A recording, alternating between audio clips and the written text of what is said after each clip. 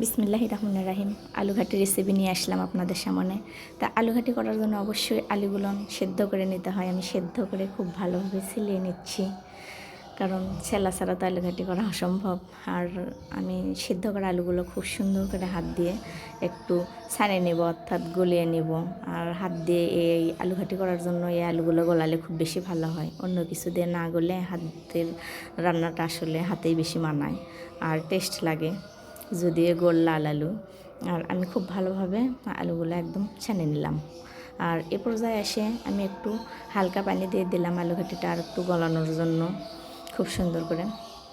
এখন আমি দিয়ে দেবো সব কিছু উপকরণগুলো। আমি আলু ঘাটিগুলো একদম এর ভিতরে সব কিছু দিয়ে দেবো। এখানে কাঁচামরিচ ইউজ করলাম না, আমি দিয়ে দিলাম হচ্ছে লবণ, শুকনা গরম মরিচ এবং হচ্ছে হলুদের গুঁড়া। আর এর ভিতরে দিয়ে দেবো আমি একটু আদা রসুন এবং জিরা বাটাটা।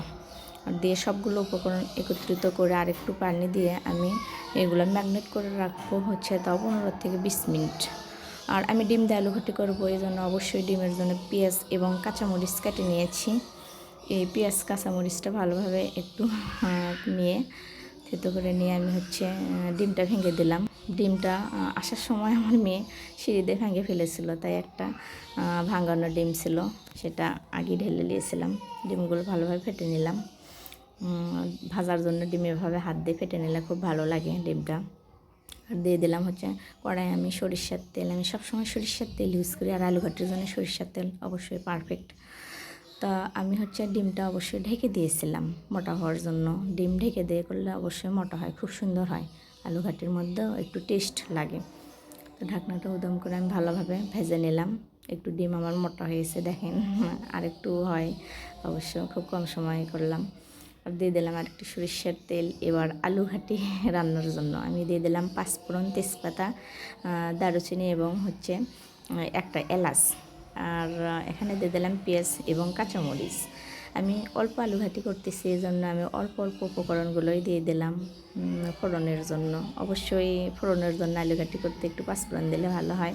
আর আমি এই পর্যায়ে দিয়ে দিলাম হচ্ছে আলু ঘাটিগুলা, ম্যাগনেট করা আলুগুলা। আর দেখেন আমি পানি দিয়েই ওই অবস্থায় দিয়ে দিচ্ছি। আর আলু ঘাটিগুলো আমি অনেকক্ষণ পর্যন্ত কষাবো। আলু ঘাটিগুলো যতক্ষণ পর্যন্ত না শুকাবে আমি কষাতেই থাকবো। কষানোর ওপর আলু ঘাটিটা অবশ্যই বেশি টেস্ট হয়। আমরা অবশ্যই বেশি আলু ঘাটি খাই আর ভালো লাগে, কারণ আমাদের এটা ঐতিহ্যবাহী খাবার হয়ে দাঁড়িয়েছে। আর ডিম দিয়ে আলু ঘাটি করবো, খুব ভালোভাবে না কষালে ভালো লাগে না।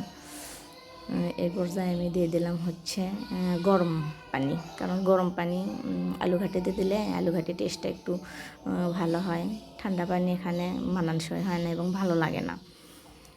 গরম পানিটা দিলে ভালো হয়। আমি হচ্ছে বলক ওঠার পরে দিয়ে দিলাম রাঁধুনি পাতা। রাঁধুনি পাতাটা সারা বছর পাওয়া যায় না, শীতের সময় সংগ্রহ করে রাখতে হয়। দিয়ে দিলাম ডিম। তারপর এখন আমি ভালোভাবে ঘন হয়ে না আসা পর্যন্ত জাল করবো, এতে রাঁধুনি পাতার টেস্ট এবং ডিমের আসল টেস্টটা আসবে এখানে। এবার